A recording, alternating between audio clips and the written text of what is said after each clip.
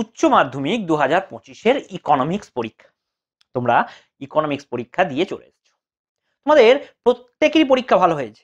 আজকে আর বলবো না যে আশা করি তোমাদের পরীক্ষা ভালো হয়েছে, কারণ আমি যে সাজেশন দিয়েছি 2 নম্বরের এবং 5 নম্বরের, সেখান থেকে সব কোশ্চেনই এসছে। বিশেষ করে 2 নম্বরের যে কোশ্চেনের ওপর উত্তর চেয়েছিল অনেকেই, সেই উত্তর নিয়ে যে ভিডিওটা বানিয়েছি 25 থেকে 28 মিনিটের, সেই ভিডিওটাতে যদি তোমরা কেউ দেখে যাও তো হুবহু যে কোশ্চেন কটাই দিয়েছি ওর বাইরে কিন্তু একটাও 2 নম্বরের কোশ্চেন আসেনি।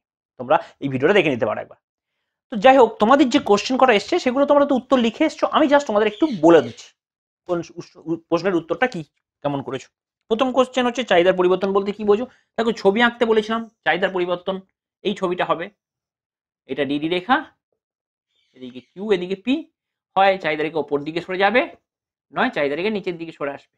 অর্থাৎ দাম ছাড়া অন্য কোনো বিষয়ের পরিবর্তনের ফলে চাহিদার যে পরিবর্তন হয় তাকেই চাহিদার পরিবর্তন বলা হয়, দাম ছাড়া অন্য যে কোনো বিষয়ের পরিবর্তনের ফলে। এরপরে এর সঙ্গে যে কোশ্চেন, এরপরে যে কোশ্চেনটা আছে, কোনো দ্রব্যের দাম 50 টাকা থেকে বৃদ্ধি পেয়ে 80 টাকা, তাহলে P1 কত? 50 টাকা। বৃদ্ধি পাচ্ছে কত? ডেল পি সমান 50 টাকা থেকে বৃদ্ধি পেয়ে 80 টাকা মানে 30 টাকা হচ্ছে। আর চাহিদার পরিমাণ 250 টাকা থেকে হ্রাস পেয়ে 200 টাকা। প্রথম চাহিদা কত ছিল? Q1 কত ছিল? Q1 ছিল 250 গ্রাম কেজি। এটা থেকে ডেল কিউ কত হলো? ডেল কিউ হলো হ্রাস পেয়ে কত হচ্ছে? 200 মাইনাস 50 হলো, মাইনাস, এটা কমে যাচ্ছে, মাইনাস Q1 মাইনাস Q2। হ্যাঁ, এইবার আমাকে ওই দ্রব্যের চাহিদা দামগত স্থিতিস্থাপক হবে। দামগত স্থিতিস্থাপক ইপি ইকুয়ালস টু কি? P1 by Q1 into P by Q into del Q, এটা বাই ডেল পি। এখানে মান বসাও। P1 কত? 50, কিউ কত?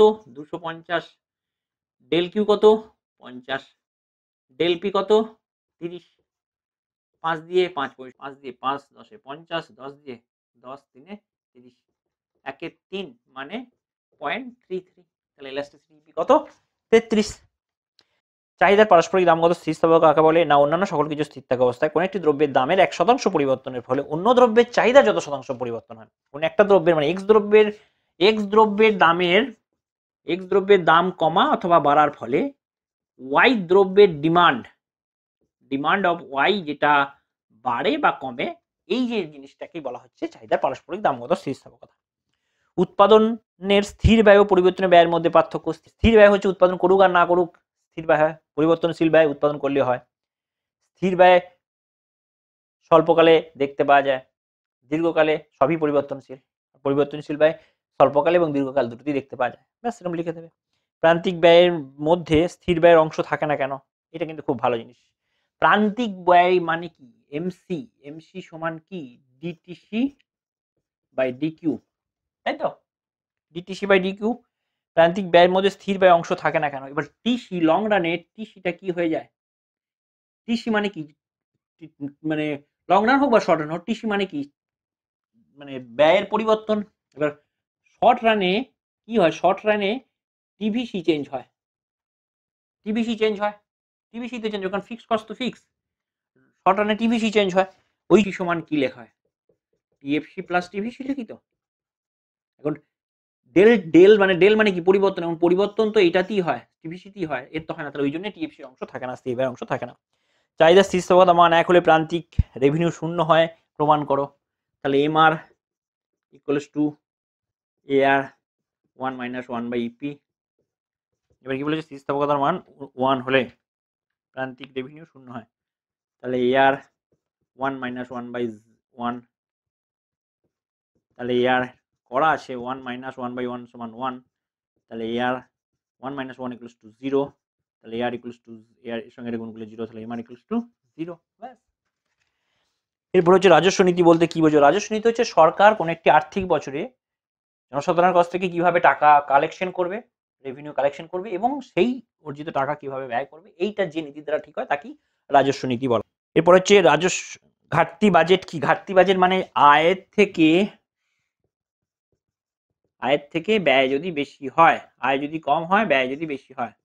এবার এটা শুধু আয় ব্যয় নয়, এটা হচ্ছে প্রত্যাশিত আয়ের থেকে যদি পরিকল্পিত ব্যয় পরিকল্পিত ব্যয় বেশি হয় তখন সেটাকে বলা হয় ঘাটতি বাজেট। ঠিক আছে? এর সঙ্গে ছদ্ম বেকারত্ব কাকে বলে? যে সমস্ত শ্রমিকের প্রান্তিক উৎপাদনশীলতা শূন্য হয়, অর্থাৎ যাদেরকে উৎপাদন ক্ষেত্র থেকে তুলে নিলেও উৎপাদনের কোনো ক্ষতি হয় না বা কমে না, যে সমস্ত লেবারকে উৎপাদন ক্ষেত্রে তুলে নিলেও উৎপাদন কমে না, তাদের কি বলা হয়? ছদ্ম বেকারত্ব বা প্রচ্ছন্ন বেকারত্ব। মৌসুমী বেকারত্ব কাকে বলে? না, হচ্ছে একটা নির্দিষ্ট সময় কাজ পায়, অন্য সময় কাজ পায় না যে সমস্ত শ্রমিকরা, তাদেরকে মৌসুমী বেকারত্ব বলে। মহাত্মা গান্ধী জাতীয় গ্রামীণ কর্মসংস্থান নিশ্চিত প্রকল্পের উদ্দেশ্য কি? মেন হচ্ছে গ্রামের মানুষকে যাতে সহজে রোজগার করতে পারে, এমপ্লয়মেন্ট জেনারেট করে, এই সমস্ত। ভারতীয় ব্যাংক ব্যবস্থা সংস্কারের জন্য মহারাজ কবি দুটি সমস্যা সুপারিশ সরকারের যে কন্ট্রোলে আছে ব্যাংক ছিল সেটাকে কমাতে হবে, এসএলআর কে কমাতে হবে, অগ্রাধিকার ক্ষেত্রে যে দেওয়া হয় সেটা কমাতে হবে। তো এই ব্যাপারগুলো এগুলো বলেছি। টাকা চলতি খাতে রূপান্তর যোগ্যতা, দেখো ব্যালেন্স অফ পেমেন্টের দুটো খাত থাকে, একটা হচ্ছে চলতি খাত, একটা হচ্ছে মূলধনী খাত। চলতি খাতটা সহজে এক জায়গা থেকে আরেক জায়গায় ট্রান্সফার করা যায়, এবার এই জন্য এটাকে বলা হয় বাণিজ্যিক। বৈদেশিক বাণিজ্যের উদারীকরণ বলতে কি বোঝো? বৈদেশিক বাণিজ্য মানে কি? এক দেশ অন্য দেশের সঙ্গে সহজে ট্রানজাকশন করতে হবে। উদারীকরণ মানে কি? কোনো বাধা নিষেধ থাকবে না, কোনো রেস্ট্রিকশন থাকবে না, সহজেই এক দেশের টাকা এদেশে আসবে, এফডিআই হবে, বা আমাদের দেশের টাকা অন্য দেশে যাবে, অন্য দেশের লোক এদেশে ইনভেস্ট করতে পারবে, আমাদের দেশের লোক অন্য দেশে ইনভেস্ট করবে। এটা হচ্ছে বৈদেশিক বাণিজ্য নিয়ে ইয়ে। তো এটা হলো ২ নম্বরের। এর সঙ্গে উৎপাদন ৫ নম্বরে যে কোশ্চেন আছে, উৎপাদন প্রক্রিয়া পরিবর্তন অনুপাত বিধিটি ব্যাখ্যা করো। পরিবর্তন অনুপাত বিধি হচ্ছে K/L, যে রেশিও K/L, এই রেশিওটা পরিবর্তন অনুপাত বিধি। অর্থাৎ উৎপাদন বৃদ্ধির সঙ্গে সঙ্গে যদি আমি KL কে দুটো নির্দিষ্ট অনুপাতেই বাড়াই তাহলে তো ভালো, আর যদি একটা বাড়াই একটা কমাই তাহলে এটা হচ্ছে পরিবর্তন অনুপাতের বিধি। বৃহদায়তন শিল্পের আভ্যন্তরীণ ব্যয় সংকোচ, একটা কারখানা যখন বড় করে উৎপাদন করে যে সুবিধাগুলো পায়, সহজে কাঁচামাল কম দামে পায়, অন্যান্য আরো কি সুবিধা পায় না, পরিচালন কমিটির সুযোগ সুবিধা পায়, এই সমস্ত বিভিন্ন আছে। আধুনিক খায়না তত্ত্বের সংক্ষিপ্ত আলোচনা করো। এটা আশা করি তোমরা করেছো। নগদ পছন্দ দ্বারা কিভাবে সুদহার নির্ধারিত হয় এটাও জানি, এটাও দিয়েছিলাম। জাতীয় আয় পরিমাপের আয়শুমারি পদ্ধতি আছে। বৃত্তশোধ ধারণাটি চিত্রের সাহায্যে ব্যাখ্যা করো। লেনদেন, উদ্বৃত্ত লেনদেন, সমস্ত কিছু আছে। তো এইগুলো হলো আছে, এর সঙ্গে অঙ্ক রয়েছে। এবং লাস্টে যে কোশ্চেন আছে, বেশি ভারতে আয় বৈষম্যের কারণগুলি লেখো। ভারতে আয় বৈষম্যকে টকর ফাঁকি দেয়া, এদিকে তোমার জমিকে সমানভাবে জমি বন্টন না হওয়া, তারপরে আনএমপ্লয়মেন্ট বেশি, অর্থাৎ বেকার থাকার জন্য, এই সমস্ত বিষয়গুলো আছে। যাই হোক, আমি যে সাজেশনটা দিয়েছি আশা করি তোমরা দেখেছো, এবং সেই সাজেশন থেকেই তোমাদের কমন এসছে। তোমরা পরীক্ষা আশা করি ভালো দিয়েছো, এর পরবর্তী পরীক্ষাগুলো আরো ভালো দাও। আর একটা কথা, তোমাদের কোনো জুনিয়র ভাই যদি ইকোনমিক্স নেয় ক্লাস 11-এ বা 12-এ, বা তোমরা যদি পরবর্তীকালে মাইনর সাবজেক্ট হিসেবে ইকোনমিক্সকে রাখো গ্র্যাজুয়েশনে, তো আমার সঙ্গে কন্ট্যাক্ট করতে পারো, এই নাম্বারে আমার ফোন করো, আমি অনলাইনে টিউশন পড়াই। ধন্যবাদ পুরো ভিডিওটা দেখার জন্য।